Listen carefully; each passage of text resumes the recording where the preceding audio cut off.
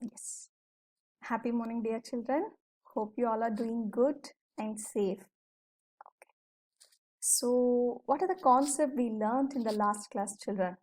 The same chapter we were studying, that is ruling the countryside. And you just re-glance what are all the concepts we have learned in the last class.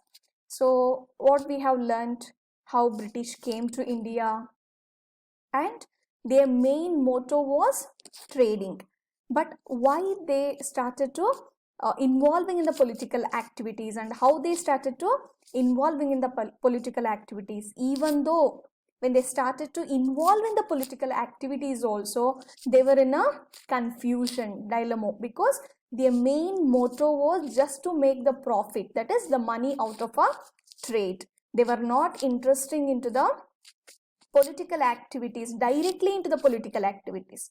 Okay, so then what are all the concepts we have learned? How they entered into the agricultural field, and they were expecting our rulers like a puppet rulers, not exactly the rulers how they were ruling. They wanted a puppet rulers, where our rulers will be with the control of the British people, like that they were expecting. And then what happened? Slowly they took the permission from the rulers, and they became the nawabs. And then they, before that they were paying the revenue to our rulers, but later what happened? Slowly they started to collect the revenue from our people, and the revenue resources they started to find, and they started to control this revenue activities. Okay, and before that they were bringing the gold from their country, and they were trying to do their trading activities. But later, once they start getting this revenue from our country, they started to use that revenue for their trade activities. Okay, and then later, as we know, India is basically an agricultural country. So that time what happened? Many of our Indians were involved in the agricultural activities. Yes or no, children? So that time what happened? Before to the British people came to India only, already they, we were good in agriculture, and there was a huge demand for the our Indian agricultural products, maybe like a cotton, silk, jute, and some spices, all those things. So later they came to know that only through this agriculture they can make more revenue, and even they wanted to export the whatever the agricultural products we were getting in India. So that is the reason they started to give more and more importance to the agricultural production. Okay, and slowly what happened? Since when we start doing the more and more agriculture, of course the fertility of the land will be less. And then they appointed the zamindars, and that is what they introduced the three, the settlements, the three kinds of settlements for the revenue. Which are those three kinds? Permanent settlement, right water settlement, and the Mahalwari system. So this three they have introduced, but still they were not succeeded with this three systems. Why? Because the revenue which they have fixed, the tax which they have fixed was very high, and our the farmers were not able to meet or pay that revenues. Okay, so that is the reason finally it was utter failure. And after that we saw about the production of indigo. So as we have already know that there was a huge demand for Indian products. It may be like even Indian cotton and jute and silk was considered as a the finest cotton in the world. So the same way there was a huge demand for indigo producers, even Indian indigo in the foreign countries like Britain and all, because there that time, due to the industrialization, the industries were growing more and more. So that is the reason they were in the need of this indigo for the the textile industries. Okay, they were using this indigo in the textile industries. There was a huge demand for Indian indigo, and we have seen in the last class how they used to produce also. Okay, and the Bengal. In today's class we are going to see the problems which the people were facing with this indigo production. Okay, so we already know that indigo is one of the commercial crop. Yes or no, children? So what happened, and already I have explained you people in the last class only what this British were doing.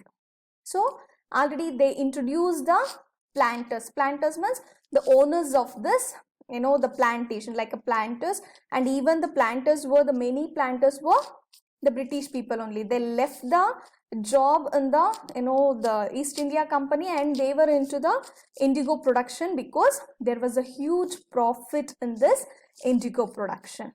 Okay, so what they were doing, they used to hire or take a the land from the zamindars, and they used to produce the indigo in that particular land. And what happens, before the production only, they used to give the advance or agreement between the the farmers. So there is no choice for the farmers to sell their product after the production. There is no choice for them to sell to the other dealers, because already they have taken the the money from advance from the the planters or the British people. Even though if there is a huge demand or the price is more with the other people also, they will not be able to sell that. So that was a huge problem with our indigo producers. Okay, so later what happened, this British people, as I told you people, the children, the same concept will be continuing even in your 10th standard. Understand carefully about this introduction of gumastas and all those people. Okay, so later what happened, this British, the East India Company, those people appointed gumastas. So gumastas are like a paid agents. So what they used to do, they'll be acting like a agents between the farmers and the East India Company, are like a planters. So later what happens, so whatever the production our farmers are doing, the production, so they will be like a mediators from the the farmers and the company. So what they used to do, once the production, they'll be having an agreement between the the company, and even with the planters or the company with the farmers. Once the farmers produce that the indigo or whatever the agricultural products, they have to collect, the gumastas will be like agents, they used to collect that and they will be exporting that. They were very arrogant people. Okay, so that is all about the gumastas. See here, what are the problems with indigo? So what are the problems our people were facing with the production of this indigo? Planters give new loan to right. So farmers, the planters, the owners of this particular the plantations of this indigo, they used to give the loan to the farmers, and cycle starts again. So what happens again, the production of this the indigo used to be same, they will be starting, and peasants tempted earlier understood the harshness of the system. So what happened, they started to understand what are the problems, the harshness of this the pattern which they were following with the production of this indigo. See, indigo exhausted soil as its roots went deep. So of course what happened, the soil fertility will be it start losing its fertility, because indigo production, as we have seen, the production process is very the long process, and since this indigo the roots went deeper to the soil fertility started to reduce, and peasants wanted to cultivate rice, because like a shifting cultivation to increase the soil fertility. So the peasants, the farmers, they wanted to cultivate rice rather than indigo. Okay, hope you guys are understanding now, children. So what are the problems the indigo producers were facing? Okay, so this producers, the peasants, started to understand the harshness of this system, and along with it, what happened, due to the production of this indigo, the soil used to lose its fertility. Okay, So that is the reason they wanted to produce rice rather than indigo in the same land. Yes, I was explaining about the Gumastas. See children. Yes. So the Gumasta are agent. So as I told you people, they are the agents, and Gumasta agent of planter who collected rent. So as I told you people, they were the agents. So the people who were collecting the rent and supplied peasants with loan from planters. So they used to supply the peasants, that is the farmers, they used to supply the farmers with the loans from the planters. So they used to supply the peasants with loans from the planters, from the owners. They used to get it. And then, so by this we understood what were the problems with this indigo production.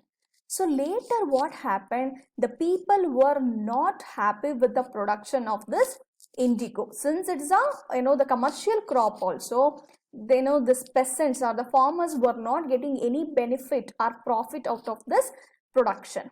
So that is the reason they started with the rebellion activity, that they used to call it as a blue rebellion.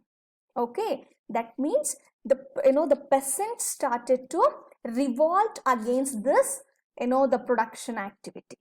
Okay, they started to revolt against this. That means they don't want to produce this indigo anymore. Okay, so that's the reason they refused the production of this indigo. Let us see here. March 1859, rights in Bengal refused to grow indigo. So March 1859, the farmers in the Bengal, because as we know, Bengal was a hub of this indigo production. Okay, so Bengal refused to grow indigo. So they didn't want to grow indigo anymore, because since the soil was losing its fertility, they wanted to grow rice. Refusal by indigo cultivators to pay rents to planters. So what happens, again they have to pay the rent to the planters, and they will be having an agreement between them, and for the lower prices again they have to sell the products to the planters or the company. So what profit they are getting, children?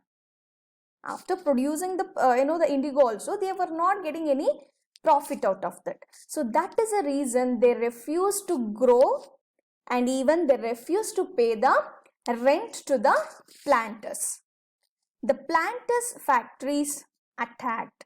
So the planters factories were attacked by the our farmers, peasants, and women fought with the welding pots, pans, and kitchen implements. So the farmers, the men were used to fight with the bows and arrows and other things, but the women were fighting with the kitchen implements. And peasants working for planters socially boycotted.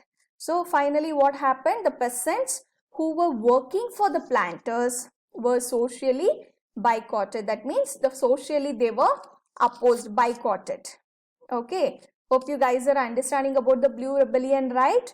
So it is about the people were the peasants who were not ready to grow the indigo.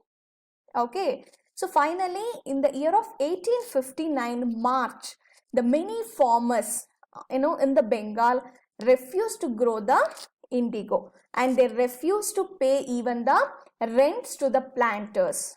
Okay, so as we know, Bengal was the particular city where the indigo was produced more in India. Okay, and then our farmers started to revolt against this production, and they started to revolt against the planters.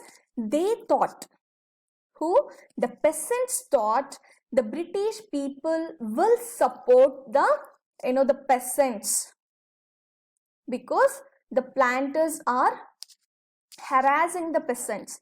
So with that idea, they started to revolt against the planters. Hope you guys are understanding, no children?